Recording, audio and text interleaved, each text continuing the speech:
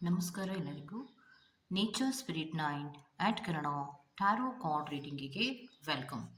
ಇವತ್ತು ನಾನು ತಗೋತಾ ಇರುವಂತಹ ರೀಡಿಂಗ್ ಯಾವುದು ಅನ್ನೋದಕ್ಕೆ ಮುಂಚಿತವಾಗಿ ನಿಮ್ಮ ಎದುರುಗಡೆ ಕಾಣ್ತಾ ಇರುವಂತಹ ಶ್ರೀ ಗುರು ರಾಘವೇಂದ್ರ ಸ್ವಾಮಿಗಳಿಗೆ ನಮಿಸಿ, ತದನಂತರದಲ್ಲಿ ನಿಮ್ಮ ಮನಸ್ಸಿನಲ್ಲಿ ಯಾವ ದುಃಖ ಆವರಿಸಿಕೊಂಡಿದೆಯೋ ಅಥವಾ ಯಾವ ದುಃಖವನ್ನು ಯಾರಿಗೂ ಹೇಳ್ಕೊಳಕ್ಕಾಗದೆ ನಿಮ್ಮನ್ನೇ ನೀವೇ ಇಟ್ಕೊಂಡು ನೋವನ್ನು ಪಡ್ತಾ ಇದ್ದೀರೋ, ಶ್ರೀ ಗುರು ರಾಘವೇಂದ್ರ ಸ್ವಾಮಿಗಳನ್ನು ನೋಡಿದಾಕ್ಷಣ ಕಣ್ಣಿನಲ್ಲಿ ನೀರು, ಎಲ್ಲ ದುಃಖವನ್ನು ಆ ಗುರು ರಾಘವೇಂದ್ರ ಸ್ವಾಮಿಗಳ ಬಳಿಯಲ್ಲಿ ಹೇಳ್ಕೋಬೇಕು.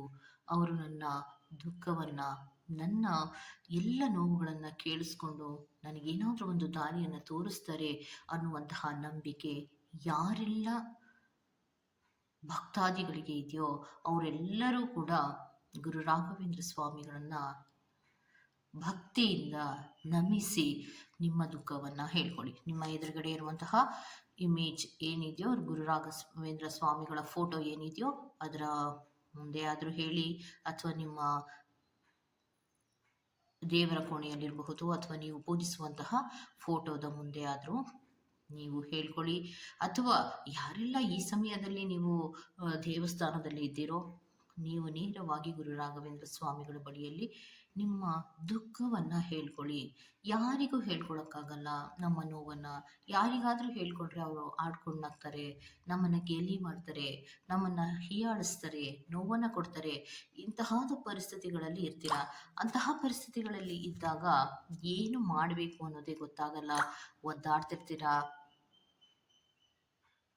ಅಂತಹ ಸಂದರ್ಭದಲ್ಲಿ ನೋವಿನ ಮೇಲೆ ನೋವು ಅನ್ನೋದನ್ನು ಅನುಭವಿಸ್ತಾ ಇರ್ತೀರ. ಅದಕ್ಕೆ ನೀವೇನು ಮಾಡಬೇಕು, ಈ ನೋವುಗಳನ್ನು ಅನುಭವಿಸೋದಕ್ಕೆ ಮುಂಚಿತವಾಗಿ ನೀವು ಮೊದಲು ಗುರು ರಾಘವೇಂದ್ರ ಸ್ವಾಮಿಗಳಿಗೆ ಭಕ್ತಿಪೂರ್ವಕವಾಗಿ ನಮನವನ್ನು ಸಲ್ಲಿಸ್ತಾ, ತಂದೆ ನನಗೆ ಎಲ್ಲ ಕಷ್ಟಗಳಿದೆ, ಯಾಕಂದರೆ ನೀವು ತಂದೆ ಅಂತ ಕರಿತೀರಾ ಅವ್ರನ್ನ. ಗುರು ರಾಘವೇಂದ್ರ ಸ್ವಾಮಿಗಳನ್ನ ನನ್ನ ತಂದೆ ಅಂತ ಕರಿತೀರಾ, ಹೌದಲ್ವಾ? ಸೊ ತಂದೆ ಅಂದ ಮೇಲೆ ಎಲ್ಲ ವಿಚಾರಗಳನ್ನು, ನಿಮ್ಮ ದುಃಖಗಳನ್ನು ನೀವು ಹೇಳ್ಕೋಬಹುದು. ಖಂಡಿತವಾಗಿಯೂ ಅವರು ನಿಮ್ಗೆ ಏನಾದರೂ ಒಂದು ಸಂದೇಶವನ್ನು ಪರಿಹಾರದ ರೂಪದಲ್ಲಿ ಕೊಡ್ತಾರೆ.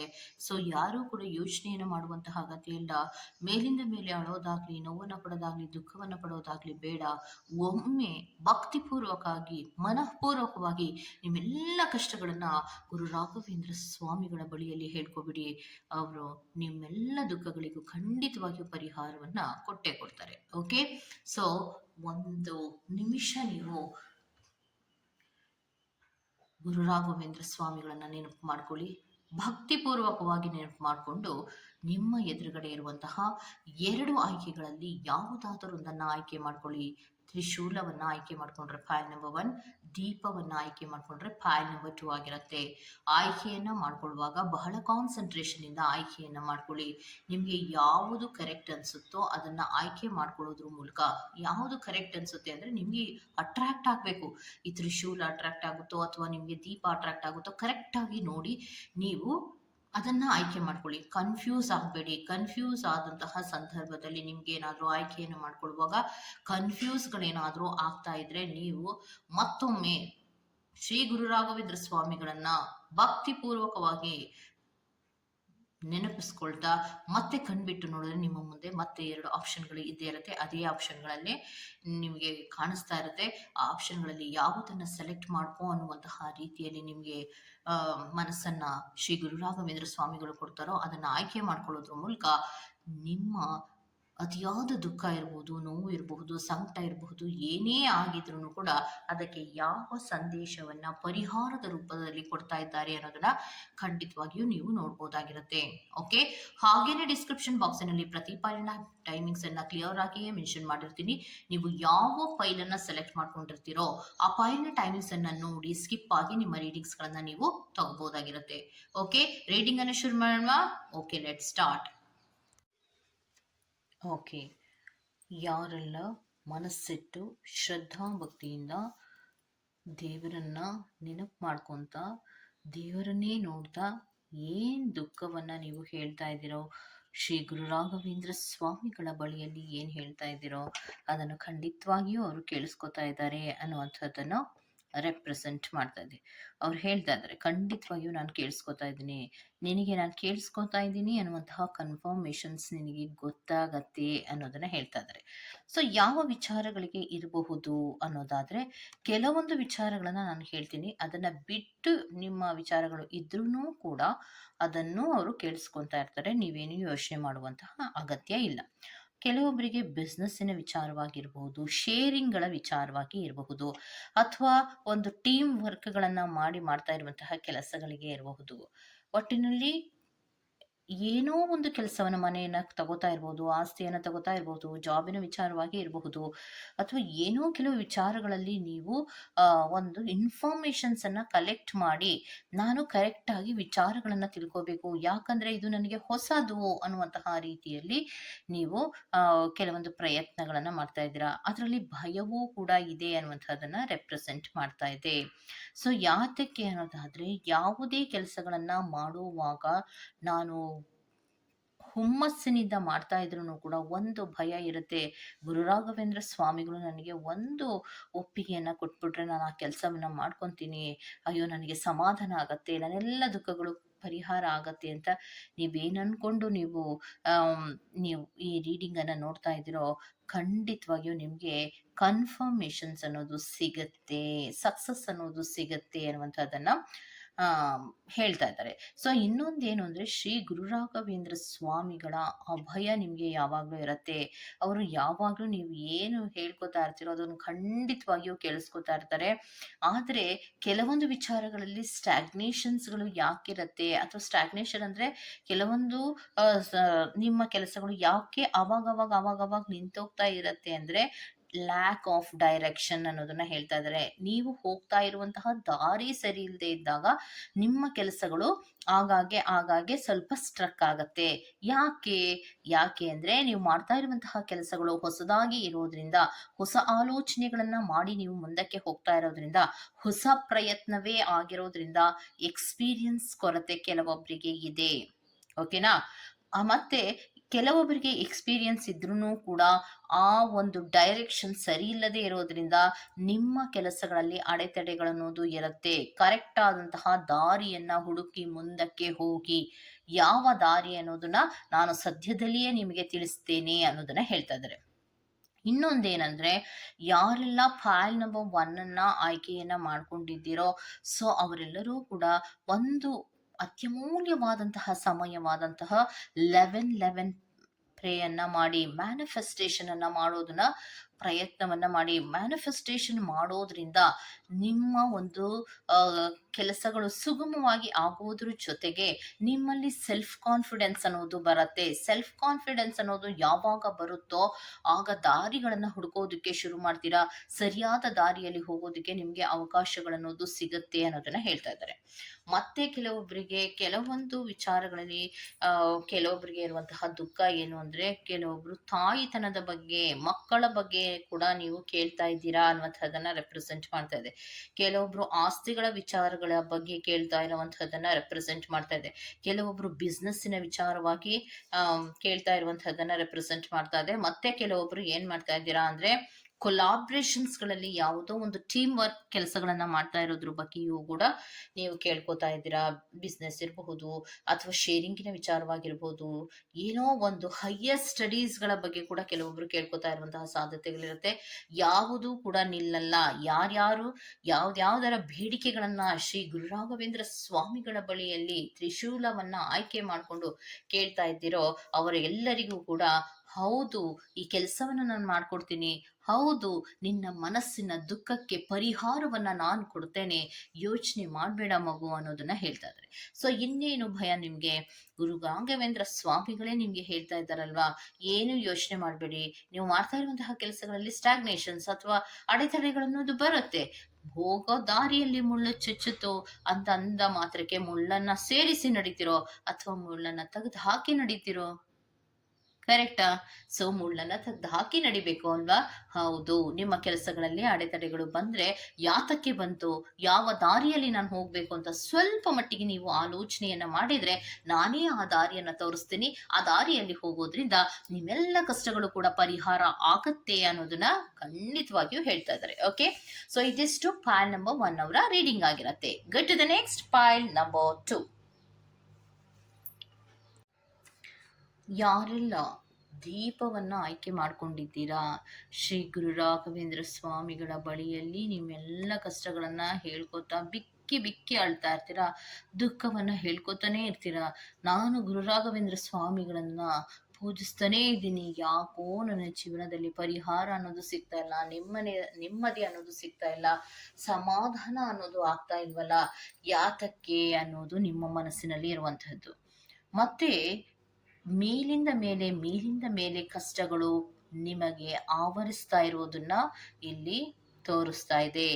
ಕೆಲವೊಬ್ಬರಿಗೆ ಒಂದು ನೆಗೆಟಿವಿಟಿಯ ಭಯ ಕಾಡ್ತಾ ಇರುವಂತಹದನ್ನ ರೆಪ್ರೆಸೆಂಟ್ ಮಾಡ್ತಾ ಇದೆ. ಏನೋ ಒಂದು ಆತಂಕ ಇರಬಹುದು, ಭಯ ಇರಬಹುದು, ಏನೋ ತೊಂದರೆ ಆಗತ್ತೇನೋ, ನನಗೆ ನಾನು ಒಂಟಿ ಆಗ್ತಿದ್ದೀನೇನೋ ಅನ್ನುವಂತಹ ಭಯ ನಿಮ್ಮಲ್ಲಿ ಕಾಡ್ತಾ ಇರುವಂತಹದನ್ನ ಇಲ್ಲಿ ಕಾರ್ಡ್ಸಿನ ಮೂಲಕ ಹೇಳ್ತಾ ಇದ್ದಾರೆ. ಅಂದ್ರೆ ನಿಮಗೆ ಪ್ರೊಟೆಕ್ಷನ್ಸ್ಗಳನ್ನೋದು ಬೇಕು. ಇವಿಲ್ ಐಯ ಕೆಲವು ಭಯಗಳು ನಿಮ್ಮಲ್ಲಿ ಕಾಡಿಸ್ತಾ ಇದೆ. ಅಂದ್ರೆ ಯಾರೋ ಏನೋ ಮಾಡ್ತಾ ಇದ್ದಾರೇನೋ, ಏನೋ ನೆಗೆಟಿವಿಟಿಯ ಭಯ ನನಗೆ ಕಾಡ್ತಾ ಇದೆಯಲ್ಲ, ಏನೇ ಕೆಲಸಗಳನ್ನ ಮಾಡೋಕ್ ಹೋದ್ರೂ ನನಗೆ ಸ್ಟೆಬಿಲಿಟಿ ಅನ್ನೋದು ಸಿಗ್ತಾ ಇಲ್ಲ, ಒಂದು ಆರ್ಥಿಕವಾದಂತಹ ನಷ್ಟಗಳು ಮೇಲಿಂದ ಮೇಲೆ ಆಗ್ತಾ ಇದೆ, ನಾನು ಅನ್ಎಂಪ್ಲಾಯ್ಡ್ ಆಗ್ತಾ ಇದ್ದೀನಿ ಅನ್ನುವಂತಹ ಭಯ ನಿಮ್ಮಲ್ಲಿ ತುಂಬಾ ಕಾಡ್ತಾ ಇದೆ. ಆಲ್ರೆಡಿ ಈಗ ಆಗಿದ್ದೀರಾ ಕೂಡ. ಕೆಲವೊಬ್ಬರಿಗೆ ಆರ್ಥಿಕವಾದ ಪರಿಸ್ಥಿತಿಯ ಭಯಗಳು ಹೇಗೆ ಕಾಡ್ತಾ ಇದೆ ಅಂದ್ರೆ, ಇದ್ದಂತಹ ಕೆಲಸ ಹೋಗುತ್ತೆ, ಯಾವ ಕೆಲಸ ಮಾಡ್ಬೇಕು ಅನ್ನೋದು ಗೊತ್ತಾಗಲ್ಲ, ಬಿಸ್ನೆಸ್ಸಿಗೆ ಕೈ ಹಾಕೋದಕ್ಕೆ ಭಯ ಆಗತ್ತೆ. ಕೆಲವೊಬ್ರು ಬಿಸ್ನೆಸ್ಸಿಗೆ ಕೈ ಹಾಕಿ ಕೈ ಸುಟ್ಕೊಂಡಿದ್ದೀರಾ, ತುಂಬಾ ಫೈನಾನ್ಷಿಯಲ್ ಆಗಿ ತುಂಬಾ ಕೆಳಮಟ್ಟದ ಪರಿಸ್ಥಿತಿಗೆ ಇಳಿತಾ ಇದ್ದೀರಾ, ತುಂಬಾ ಕಷ್ಟಗಳ ಮೇಲೆ ಕಷ್ಟಗಳಾಗ್ತಾ ಇರುವಂತಹದ್ದು. ಯಾವುದಕ್ಕೋ ಕೈ ಹಾಕ್ತೀರಾ, ಅಲ್ಲಾಸ್ ಮಾಡ್ಕೋತೀರಾ, ಕಷ್ಟವನ್ನ ಪಡ್ತೀರಾ, ಅಳ್ತೀರಾ, ನೋವು ಪಡ್ತೀರಾ, ಮತ್ತೆ ಏನನ್ನೋ ಮಾಡ್ಬೇಕು ಅನ್ನುವಂತಹ ರೀತಿಯಲ್ಲಿ ಮತ್ತೆ ನೀವು ಮುಂದಕ್ಕೆ ಹೆಜ್ಜೆಗಳನ್ನ ಇಡೋದಕ್ಕೆ ಹೋದ್ರೆ ನಿಮ್ಮಲ್ಲಿ ಭಯ ಕಾಡತ್ತೆ. ಯಾರು ನನ್ನನ್ನ ಪ್ರೀತಿಸಲ್ಲ ಅನ್ನುವಂತಹ ಮನಸ್ಥಿತಿಗಳು ನಿಮ್ಮಲ್ಲಿ ಕಾಡ್ತಾ ಇದೆ ಅನ್ನುವಂಥದ್ದನ್ನ ರೆಪ್ರೆಸೆಂಟ್ ಮಾಡ್ತಾ ಇದೆ. ಯಾಕೆ ಅಂದ್ರೆ ಫ್ಯಾಮಿಲಿ ಮೆಂಬರ್ಸ್ ಅಲ್ಲೂ ಕೂಡ ನಿಮ್ಮನ್ನು ಯಾರು ಅಷ್ಟಾಗಿ ಪ್ರೀತಿಸ್ತಾ ಇಲ್ಲ. ಹೊರಗಡೆ ನನ್ನ ಪರ್ಸನ್ ಪ್ರೀತಿಸ್ತಾ ಇದ್ದಾರೆ ಅಂದ್ರೆ ಅಲ್ಲಿಯೂ ಕೂಡ ಎಡವಟ್ಟಾಗ್ತಾ ಇದೆ ಅನ್ನುವಂತಹ ಭಯ ನಿಮ್ಮಲ್ಲಿ ಅತಿ ಹೆಚ್ಚು ಕಾಡ್ತಾ ಇರುವಂತಹದನ್ನ ರೆಪ್ರೆಸೆಂಟ್ ಮಾಡ್ತಾ ಇದೆ. ಸೊ ಒಂದು ಕಡೆಯಲ್ಲಿ ನೀವು ಯಾವುದನ್ನೋ ಸರಿ ಮಾಡುವಂತಹ ಪ್ರಯತ್ನವನ್ನ ಮಾಡ್ತಿರ್ತೀರಾ, ಅಂದ್ರೆ ಇನ್ನೊಂದು ಕಡೆಯಲ್ಲಿ ಏನೋ ಒಂದು ತೊಂದರೆಗಳು ಉದ್ಭವ ಆಗ್ತಾ ಇರತ್ತೆ. ಸೊ ಒಂದು ಸಮಸ್ಯೆಗೆ ಒಂದು ಪರಿಹಾರವನ್ನ ಹುಡುಕೊಂಡು ಹೋಗ್ತಾ ಇದ್ರೆ ಮತ್ತಿನ್ನೊಂದು ಸಮಸ್ಯೆ ನಿಮಗೆ ಗೊತ್ತಾಗದ ಆ ರೀತಿಯಲ್ಲಿ ನಿಮ್ಮ ಕಣ್ಮುಂದೆ ಬಂದು ನಿಲ್ತಾ ಇದೆ ಅನ್ನುವಂಥದ್ದನ್ನ ತೋರಿಸ್ತಾ ಇದೆ. ಯಾರೂ ಕೂಡ ನಿಮ್ಮನ್ನ ಪ್ರೀತಿಸೋದಿಲ್ಲ, ಯಾರೂ ಕೂಡ ನಿಮ್ಮ ಮಾತುಗಳನ್ನ ಅರ್ಥ ಮಾಡ್ಕೊಳ್ಳೋದಿಲ್ಲ, ಒಂದು ಮ್ಯೂಚುವಲ್ ಅಂಡರ್ಸ್ಟ್ಯಾಂಡಿಂಗ್ ಅಲ್ಲಿ ಕಮ್ಯುನಿಕೇಶನ್ಸ್ಗಳೇ ಅನ್ನೋದೇ ನಡೀತಾ ಇರೋದಿಲ್ಲ. ಎಸ್ಪೆಷಲಿ ಕೆಲವೊಬ್ಬರಿಗೆ ಜಾಬಿನ ಸಮಸ್ಯೆಗಳಿಂದ ಬಳಲ್ತಾ ಇದ್ದೀರಾ. ಜಾಬಿನ ಸಮಸ್ಯೆ ಅಂದ್ರೆ ಇದ್ದಕ್ಕಿದ್ದ ಹಾಗೆ ನಿಮ್ಮ ಉದ್ಯೋಗದಲ್ಲಿ ಏರುಪೇರುಗಳಾಗಿ ನೀವು ಅನ್ಎಂಪ್ಲಾಯ್ಮೆಂಟ್ ಆಗುವಂತಹ ರೀತಿ, ಅಂದ್ರೆ ನಿರುದ್ಯೋಗದ ಒಂದು ಕಷ್ಟದ ಪರಿಸ್ಥಿತಿಯನ್ನು ನೀವು ಎದುರಿಸಬೇಕಾಗಿರುವಂತಹ ಕೆಲವು ಸಂದರ್ಭಗಳು ಬರ್ತಾ ಇದೆ. ಸೊ ಇದು ಎಲ್ಲದಕ್ಕೂ ಕಾರಣ ಏನು ಅನ್ನೋದಾದ್ರೆ, ಗುರು ರಾಘವೇಂದ್ರ ಸ್ವಾಮಿಗಳು ಸೆಲ್ಫ್ ರಿಫ್ಲೆಕ್ಷನ್ಸ್ ನ ಕಡೆಗೆ ಗಮನವನ್ನ ಕೊಡು, ನಿನ್ನನ್ನ ನೀನು ಅರ್ಥ ಮಾಡ್ಕೊಳ್ಳೋ ಕಡೆಗೆ ಗಮನವನ್ನ ಕೊಡು. ಎಲ್ಲಿ ಯಾವುದು ತಪ್ಪಾಗಿದೆ, ಯಾವುದನ್ನ ಸರಿ ಮಾಡ್ಕೋಬೇಕು, ಎಲ್ಲಿ ಏರುಪೇರುಗಳಾಗ್ತಾ ಇದೆ ಅನ್ನೋದೇ ನಿನಗೇ ಗೊತ್ತಿಲ್ಲ. ನೀನೇನನ್ನ ಹುಡುಕ್ತಾ ಇದೀಯಾ? ಯಾತಕ್ಕೆ ನನ್ನ ಮುಂದೆ ಬಂದು ಅಳ್ತಾ ಇದೆಯಾ? ಕಷ್ಟ ಕಷ್ಟ ಕಷ್ಟ ಅಂತ ಯಾತಕ್ಕೆ ಹೇಳ್ತಾ ಇದೆಯಾ? ನೀನು ಫಸ್ಟು ನಿನ್ನ ವಿಚಾರಗಳ ಬಗ್ಗೆ ನೀನು ಗಮನವನ್ನ ಕೊಟ್ಟು ನೋಡಿದ್ಯಾ? ಏನೇನು ನಡೀತಾ ಇದೆ, ನಿನ್ನ ಕೆಲವು ಸುತ್ತಮುತ್ತ ಏನು ನಡೀತಾ ಇದೆ ಅನ್ನೋದ್ರ ಬಗ್ಗೆ ಗಮನವನ್ನ ಕೊಟ್ಟಿದ್ರೆ ನಿನಗೆ ಈ ಕಷ್ಟ ಬರ್ತಾ ಇತ್ತಾ ಅನ್ನೋದನ್ನ ಗುರು ರಾಘವೇಂದ್ರ ಸ್ವಾಮಿಗಳೇ ನಿಮ್ಗೆ ಪ್ರಶ್ನೆಯನ್ನು ಮಾಡ್ತಾ ಇರುವಂತಹದ್ದು.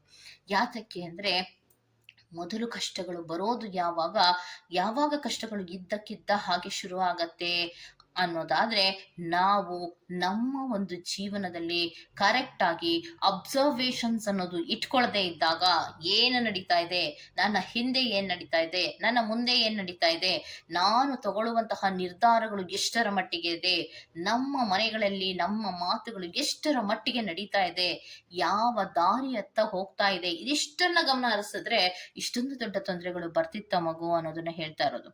ಇನ್ನೊಂದೇನಂದ್ರೆ ಇಂಬ್ಯಾಲೆನ್ಸ್ ರೀತಿಯಲ್ಲಿ ನಿಮ್ಮ ಮನೆ ಹೋಗ್ತಾ ಇರುವಂತದ್ದು ಅಥವಾ ನಿಮ್ಮ ಪರಿಸ್ಥಿತಿಗಳು ಹೋಗ್ತಾ ಇರೋದು ಯಾವುದು, ನಾವು ಬಹಳ ಬ್ಯಾಲೆನ್ಸ್ ಆಗಿ ಇಟ್ಕೋಬೇಕು ಅನ್ನುವಂತಹ ಪ್ರಯತ್ನವನ್ನ, ಸ್ಟೆಬಿಲಿಟಿಯನ್ನ ಮಾಡಲೇಬೇಕು ಅನ್ನುವಂತಹ ಪ್ರಯತ್ನವನ್ನ ನೀವು ಮಾಡ್ತಾ ಇರ್ತೀರಾ. ಆದ್ರೆ ನಿಮಗೆ ಗೊತ್ತಿಲ್ಲದ ಹಾಗೆ ನಿಮ್ಮ ಇಂಬ್ಯಾಲೆನ್ಸ್ನ ಅತ್ತ ಓಡ್ತಾ ಇದೆ ಅನ್ನುವಂತಹದನ್ನ ರೆಪ್ರೆಸೆಂಟ್ ಮಾಡ್ತಾ ಇದೆ. ಇರುವಂತಹ ರಿಸೋರ್ಸಸ್ ಗಳನ್ನ ಯೂಸ್ ಮಾಡಿಕೊಂಡು ನಾನು ಕರೆಕ್ಟ್ ಆಗಿ ಬಳಸ್ಕೋಬೇಕು ಅನ್ನುವಂತಹ ಮನಸ್ಥಿತಿ ನಿಮ್ಮಲ್ಲಿ ಇದ್ರೂ ಕೂಡ ಯಾಕೋ ಆ ಪರಿಸ್ಥಿತಿಗಳಲ್ಲಿ ಒಂದು ಕರೆಕ್ಟ್ ಆದಂತಹ ರೀತಿಯಲ್ಲಿ ಆಗ್ತಾ ಇಲ್ಲ, ಮೇಲಿಂದ ಮೇಲೆ ತೊಂದರೆಗಳು ಬರ್ತಾ ಇದೆ. ಸೊ ಇದಕ್ಕೆ ಪರಿಹಾರ ಏನು ಅಂದ್ರೆ, ಮೊದಲು ನೀನು ಅಳೋದನ್ನ ನಿಲ್ಸು. ಮೊದಲು ನೀನು ನನ್ನ ಮುಂದೆ ಬಂದು ಅಳ್ತೀಯ, ಇದ ಕಷ್ಟಗಳಿಗೆ ಪರಿಹಾರ ಅನ್ನೋದು ನಿನ್ನಲ್ಲೇ ಇದೆ. ಮೊದಲು ಏನಾಗ್ತಾ ಇದೆ ಅದರ ಕಡೆಗೆ ಗಮನವನ್ನ ಹರಿಸು, ಯಾವುದನ್ನ ಸರಿ ಮಾಡ್ಬೇಕು ಅದರ ಕಡೆಗೆ ಗಮನವನ್ನ ಹರಿಸು, ಇಂಟ್ರಾಸ್ಪೆಕ್ಷನ್ಸ್ ಗಳನ್ನ ಮಾಡು, ಯಾವುದು ಸರಿ ಯಾವುದು ತಪ್ಪು, ಯಾವುದನ್ನ ನಿಲ್ಲಿಸ್ಬೇಕು ಅನ್ನೋದ್ರ ಕಡೆಗೆ ಗಮನವನ್ನ ಕೊಡು, ಯಾವುದನ್ನ ಬಿಡಬೇಕು ಅದನ್ನ ಬಿಟ್ಬಿಡು ಅನ್ನೋದನ್ನ ಹೇಳ್ತಾ ಇದ್ದಾರೆ. ಸೆಲ್ಫ್ ರಿಫ್ಲೆಕ್ಷನ್ ಅಂದ್ರೆ ಏನು, ನಮ್ಮನ್ನ ನಾವು ನೋಡ್ಕೋಬೇಕು. ನಾವು ಇರುವಂತಹ ಜಾಗದ ಕಡೆಗೆ, ನಾವು ಮಾಡುವಂತಹ ಕೆಲಸದ ಕಡೆಗೆ ನಮ್ಮಿಂದ ತಪ್ಪಾಯ್ತಾ ಅಥವಾ ನಮ್ಮಿಂದಲ್ಲದೆ ಬೇರೆಯವರಿಂದ ನಮಗೆ ತೊಂದರೆಗಳಾಗ್ತಾ ಇದೆಯಾ, ಇದೆರಡರ ಕಡೆಗೂ ಕೂಡ ಗಮನವನ್ನ ಕೊಟ್ಟು ಸರಿ ಮಾಡ್ಕೊಳ್ಳುವಂತಹ ಪ್ರಯತ್ನವನ್ನು ನೀನು ಮಾಡ್ಲಿಲ್ಲ ಅಂದ್ರೆ ಇನ್ನು ಮುಂದೆಯೂ ಕೂಡ ಈ ಜಗ್ಲಿಂಗು ತಪ್ಪಿದ್ದಲ್ಲ ಅನ್ನೋದನ್ನ ಹೇಳ್ತಾ ಇದೆ. ಪರಿಹಾರ ಏನೋ ಹುಡುಕ್ಬೇಕು, ಎಲ್ಲಿದ್ಯೋ ಅದನ್ನ ಹುಡುಕ್ಬೇಕು. ಕಣ್ಣು ಮುಚ್ಚಿ ಕೂತ್ಕೊಂಡು ಎಲ್ಲವೂ ಸರಿ ಹೋಗುತ್ತೆ ಅಂತ ಇದ್ದದ್ದೇ. ಯಾಕೆಂದ್ರೆ ಮುಂದೆ ನಿನ್ನ ಕಣ್ಮುಂದೆ ಸತ್ಯಗಳು ಬಂದಾಗ, ನಿನ್ನ ಕಣ್ಮುಂದೆ ಏನೋ ವ್ಯತ್ಯಾಸಗಳು ಆಗ್ತಾ ಇರೋದು ಬಂದಾಗ ಕಣ್ಣು ಮುಚ್ಚಿ ನೀನು ಕುಳಿತ್ರೆ ಕಣ್ಣಿನಿಂದ ನೀರ್ ಬರದೆ ಇನ್ನೇನು ಬರುತ್ತೆ ಮಗು, ದುಃಖವಾಗದೆ ಇನ್ನೇನಾಗತ್ತೆ. ನಿನ್ನ ಕಣ್ಮುಂದೆ ನಾನು ಎಷ್ಟು ಬಾರಿ ಸತ್ಯಗಳನ್ನ ತಂದು ನಿಲ್ಸಿದ್ರು ಕೂಡ ಅದರ ಬಗ್ಗೆ ಮೂಕನಂತೆ ಅಥವಾ ಮೂಕಿಯಂತೆ ಕೂತಿದ್ದು ನಿನ್ನದೇ ತಪ್ಪಲ್ಲವೇ ಅನ್ನೋದನ್ನ ಹೇಳ್ತಾ ಇದ್ದಾರೆ. ಯಾಕಂದ್ರೆ ಎಷ್ಟೋ ಬಾರಿ ಯೂನಿವರ್ಸ್ ನಲ್ಲಿ ಏನೋ ತಪ್ಪುಗಳು ಆಗ್ತಾ ಇದೆ ಅನ್ನೋದು ಗೊತ್ತಿದ್ರು ಕೂಡ ನೋಡಿದ್ಲದ ಹಾಗೆ ಇರ್ತಾರಲ್ಲ, ಅವರಿಗೆ ಕೊಡುವಂತಹ ಪೆಟ್ಟು ಅತಿ ದೊಡ್ಡದಾಗಿರತ್ತೆ. ಯಾಕಂದ್ರೆ ನೀವು ದೇವರನ್ನ ನಂಬಿರ್ತೀರಾ, ದೇವರ ಪ್ರಾರ್ಥನೆಯನ್ನ ಮಾಡಿರ್ತೀರಾ. ನಿಮ್ಮಲ್ಲಿ ಯಾವಾಗ್ಲೂ ಉದ್ಭವ ಆಗುವಂತಹ ಒಂದು ಪ್ರಶ್ನೆ ಏನು ಗೊತ್ತಾ, ನಾನು ಯಾರಿಗೂ ಮೋಸ ಮಾಡಿಲ್ಲ, ನನಗೆ ಯಾರು ಮೋಸ ಮಾಡಲ್ಲ.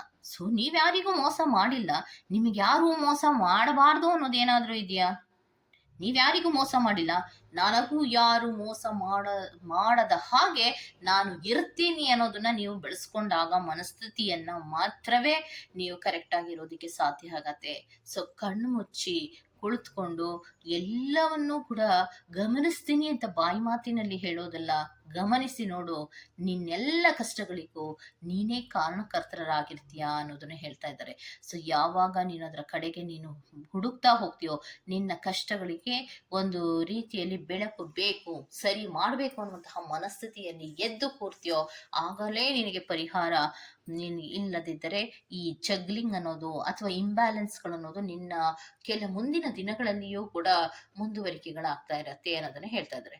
ಅಂದ್ರೆ ಕಷ್ಟಗಳನ್ನ ದೇವರು ಮುಂದುವರಿಸ್ಕೊಂಡು ಹೋಗ್ತಾರಾ ಅಂದ್ರೆ, ಕಷ್ಟಗಳನ್ನ ದೇವರು ಮುಂದುವರಿಸ್ಕೊಂಡು ಹೋಗೋದಿಲ್ಲ, ಕಷ್ಟಗಳನ್ನ ನೀವಾಗೇ ತಂದ್ಕೋತೀರಾ, ನೀವಾಗೇ ಮುಂದುವರಿಸ್ಕೊಂಡು ಹೋಗ್ತೀರಾ.